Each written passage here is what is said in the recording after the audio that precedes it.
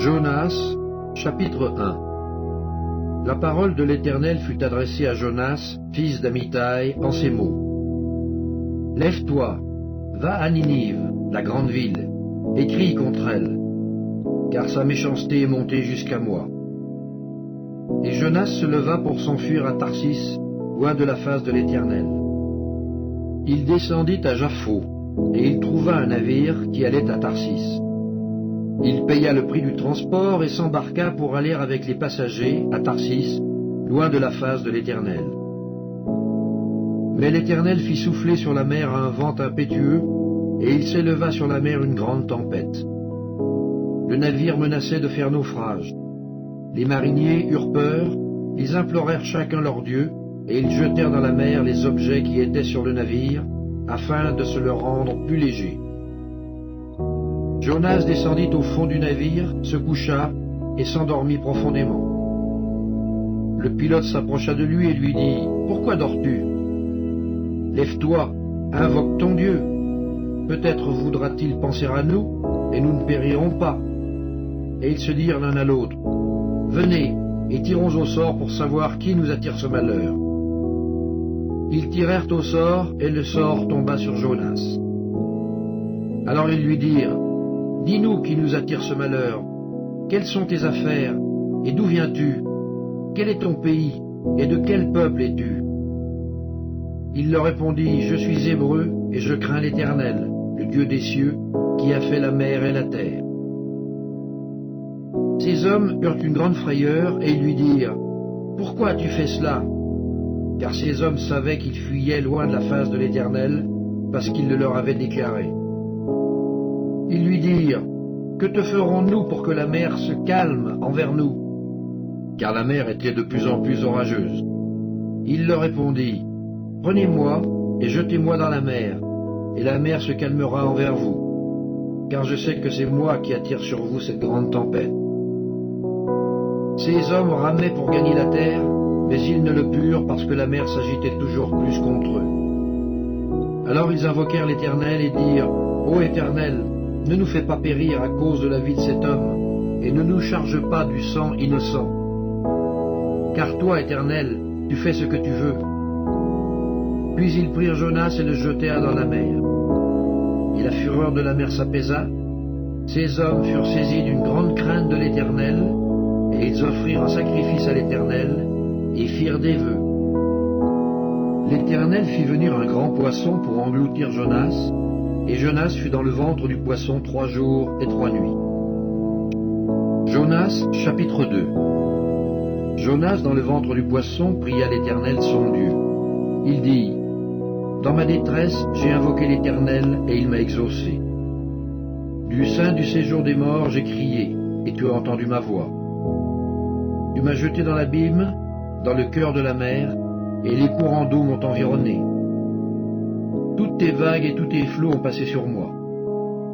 Je disais, je suis chassé loin de ton regard, mais je verrai encore ton saint temps. Les eaux m'ont couvert jusqu'à m'ôter la vie, l'abîme m'a enveloppé, les roseaux ont entouré ma tête, je suis descendu jusqu'aux racines des montagnes, les barres de la terre m'enfermaient pour toujours. Mais tu m'as fait remonter vivant de la fosse, Éternel mon Dieu. Quand mon âme était abattue au-dedans de moi, je me suis souvenu de l'Éternel, et ma prière est parvenue jusqu'à toi, dans ton saint temple. Ceux qui s'attachent à de vaines idoles éloignent d'eux la miséricorde. Pour moi, je t'offrirai des sacrifices avec un cri d'action de grâce. J'accomplirai les vœux que j'ai faits, le salut vient de l'Éternel. L'Éternel parla au poisson, et le poisson vomit Jonas sur la terre. Jonas, chapitre 3. La parole de l'Éternel fut adressée à Jonas une seconde fois en ces mots. Lève-toi, va à Ninive, la grande ville, et proclame-y la publication que je t'ordonne. Et Jonas se leva et alla à Ninive selon la parole de l'Éternel. Or Ninive était une très grande ville, de 3 jours de marche. Jonas fut d'abord dans la ville une journée de marche. Il criait et disait, « Encore 40 jours, et Ninive est détruite. » Les gens de Ninive crurent à Dieu, ils publièrent un jeûne et se revêtirent de sacs, depuis les plus grands jusqu'aux plus petits. La chose parvint au roi de Ninive, il se leva de son trône, ôta son manteau, se couvrit d'un sac et s'assit sur la cendre. Et il fit faire dans Ninive cette publication, par ordre du roi et de ses grands. Que les hommes et les bêtes, les bœufs et les brebis, ne goûtent de rien, point, et ne boivent point d'eau. Que les hommes et les bêtes soient couverts de sacs, qu'ils crient à Dieu avec force, et qu'ils reviennent tous de leur mauvaise voie et des actes de violence dont leurs mains sont coupables.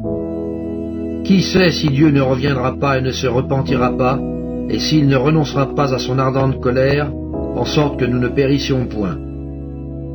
Dieu vit qu'ils agissaient ainsi et qu'ils revenaient de leur mauvaise voie. Alors Dieu se repentit du mal qu'il avait résolu de leur faire, et il ne le fit pas. Jonas, chapitre 4. Cela déplut fort à Jonas, et il fut irrité. Il implora l'Éternel, et il dit, « Ah, Éternel, n'est-ce pas ce que je disais quand j'étais encore dans mon pays, et prévenir en fuyant à Tarsis? Car je savais que tu es un Dieu compatissant et miséricordieux, lent à la colère et riche en bonté, et qui te repent du mal. Maintenant, Éternel, prends-moi donc la vie, car la mort m'est préférable à la vie. » L'Éternel répondit, « Fais-tu bien de t'irriter » Et Jonas sortit de la ville et s'assit à l'orient de la ville. Là, il se fit une cabane et s'y tint à l'ombre, jusqu'à ce qu'il vit ce qui arriverait dans la ville. L'Éternel Dieu fit croître un ricin qui s'éleva au-dessus de Jonas pour donner de l'ombre sur sa tête et pour lui ôter son irritation. Jonas éprouva une grande joie à cause de ce ricin. Mais le lendemain, à l'aurore, Dieu fit venir un ver qui piqua le ricin, et le ricin sécha. Au lever du soleil, Dieu fit souffler un vent chaud d'Orient, et le soleil frappa sur la tête de Jonas, au point qu'il tomba en défaillant.